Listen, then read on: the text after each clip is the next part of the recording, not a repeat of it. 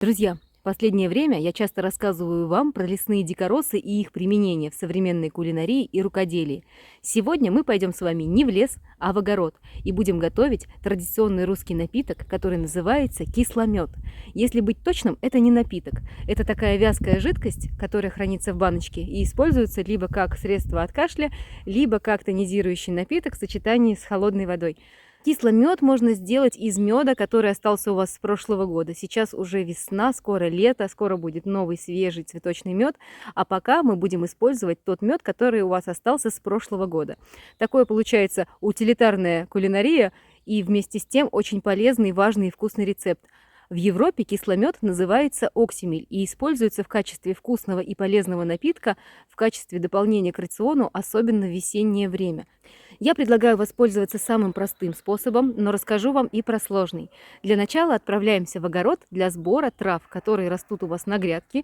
Какие-то из них являются сорняками, но не менее полезными, а какие-то травы вы давно знаете и используете их в качестве чая, например, лист смородины. У нас в малиннике растет такая интересная травка, которая называется монарда. Монарда двойчатая. Она имеет мятный аромат. Вот так выглядит монарда. Это многолетник. Это с прошлого года остались стебли. А так выглядит монарда сейчас.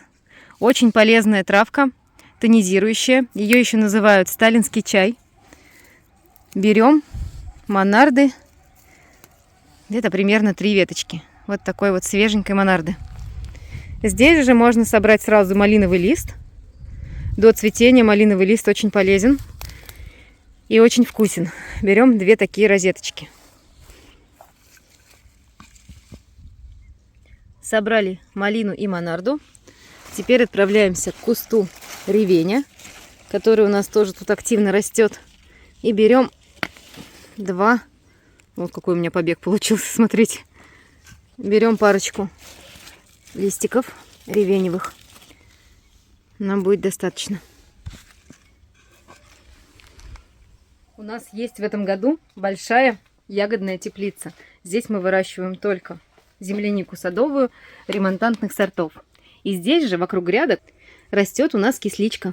Кислица вот такая вот розовенькая. Мы используем ее в чай. Мы здесь специально эту кислицу не убираем, потому что кислицу мы едим много. И она не успевает навредить основным посадкам. Берем кисличку, несколько веточек. Она придаст и цвет, и такой вот аромат и вкус. Поехали дальше. Ну и, конечно же, куда? Без смородинового листа. Здесь у нас черная смородина, и мы собираем прям буквально парочку молодых побегов, вот так вот с верхушек. Запах потрясающий. И сюда же в наш сбор отправляем смородиновый лист. А вот здесь в тенечке на мятной грядке у нас растет исоп лекарственный. Очень настоятельно советую вам посадить исоп, потому что его аромат в чае и в лекарственных сборах вы ни с чем не спутаете. Он еще называется библейской травой или русской лавандой. Берем несколько таких вот травяных побегов исопа и отправляем в наш сбор для приготовления кисломеда. Здесь же у нас зашла уже перечная мята. Мы ее тоже обязательно берем, чтобы придать нашему напитку аромат и свежесть мяты. Мята имеет очень насыщенный аромат, поэтому не переборщите с ее количеством. Если у вас, как и у нас, растут хвойники на участке, то обязательно для приготовления сбора возьмите немножко вот этих хвойных молодых шишечек. Молодая хвоя содержит огромное количество витамина С. Мы с вот этих елочек собираем хвою и заготавливаем ее на зиму, перетирая ее с лимоном. Ну а сейчас, весной, когда елки только начали производить молодую хвою, мы эту хвою будем добавлять в кисломед. Если у вас есть на участке сосны, кедры, вы тоже можете взять молодые такие вот зеленые побеги для добавления в наш эликсир бодрости. Хвоя содержит очень много витамина С, и поэтому ее применение весьма оправдано. нас тут есть на участке сосенка, тоже с такими молодыми побегами. Видите?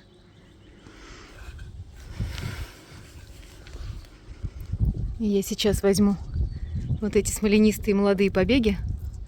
Прям буквально несколько штучек. Таких. С каждой веточки по одному. Видите, сколько на них смолы. Прям к рукам прилипает.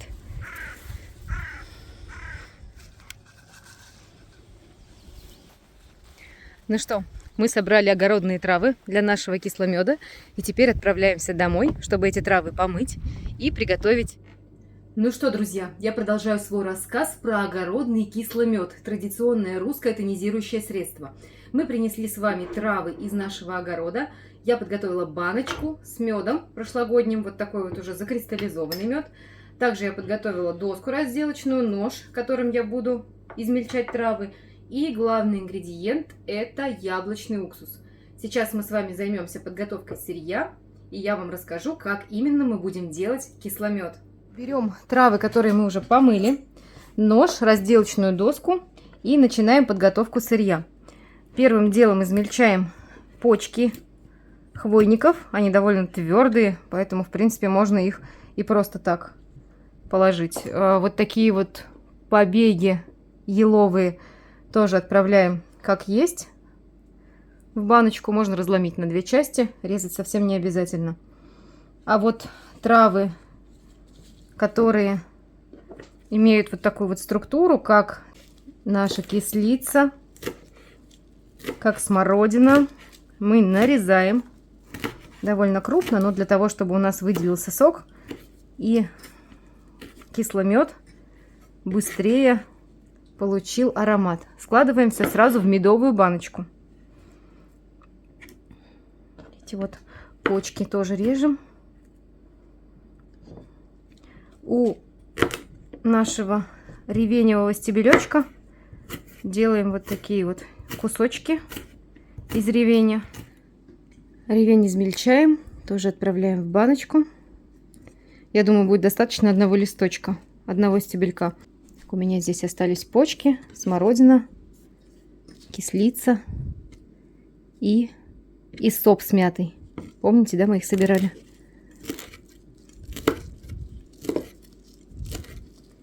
Все, нарезаем.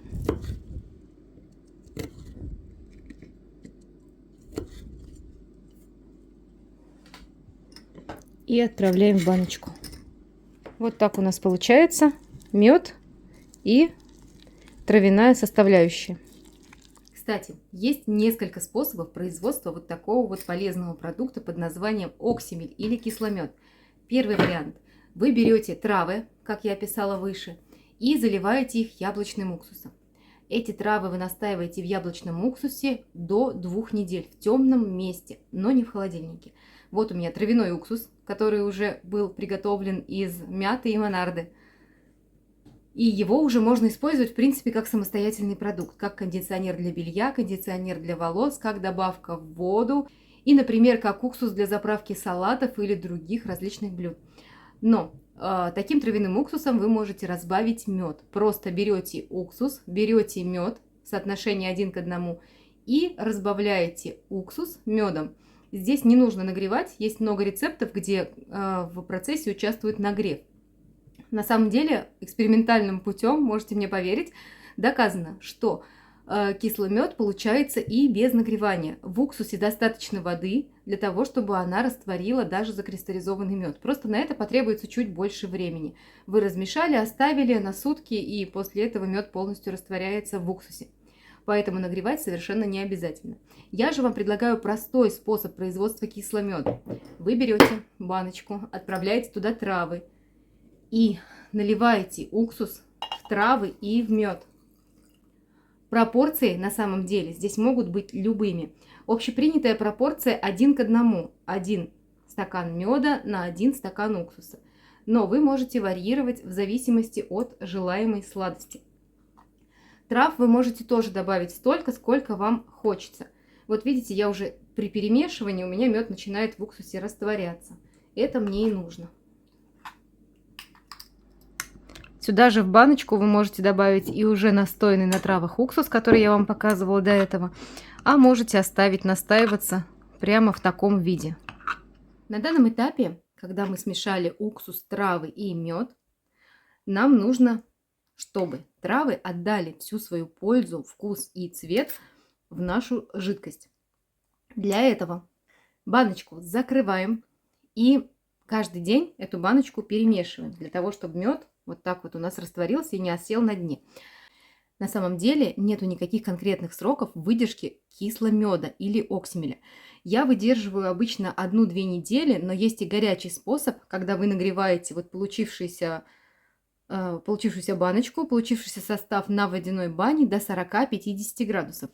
Нагреваете и убираете в темное место. И так повторяете каждый день. Есть такие рецепты, когда кисломед будет готов за 3 дня при ежедневном нагреве и остывании. Я же предпочитаю холодный способ производства кисломеда. Для этого баночку я убираю в шкаф. Поверьте, ничего с ней не случится. Кислотность уксуса не даст образоваться бактериям и плесени. Но если вы все-таки боитесь, все-таки это продукт пищевой, и там свежие травы. А кисломед можно делать не только на свежих травах, но и на сухих. Если вы боитесь, что ваш оксимель испортится, отправляйте его в холодильник, настаивается на срок от 2 недель. Вот тогда он точно не испортится и точно настоится. Итак, а теперь пара слов о, собственно, применении нашего оксимеля или кисломеда. Для того, чтобы его использовать в качестве напитка, вам достаточно в стакане холодной воды растворить 1-2 столовые ложки по вкусу. Я люблю, чтобы вкус был насыщенный, поэтому беру 2 столовые ложки. Также оксимель или кисломед можно использовать в чистом виде. Вы процеживаете после того, как вкус вас удовлетворяет, после того, как травы отдали всю пользу и цвет, и вкус, вы процеживаете то, что получилось, и отправляете в отдельную стерилизованную баночку. Я проводила эксперимент. Мой кисломед стоял год. Я делала точно такой же оксимель на основе хвои, меда и уксуса. Год он у меня стоял в тепле и не испортился. Поэтому можете хранить как в холодильнике, так и просто в темном прохладном месте, например, в шкафу. Я проверяла, он не портится. Кстати, вы можете использовать как вот такой вот травяной кисломед, когда используется несколько трав, так и моносбор, например, на хвое.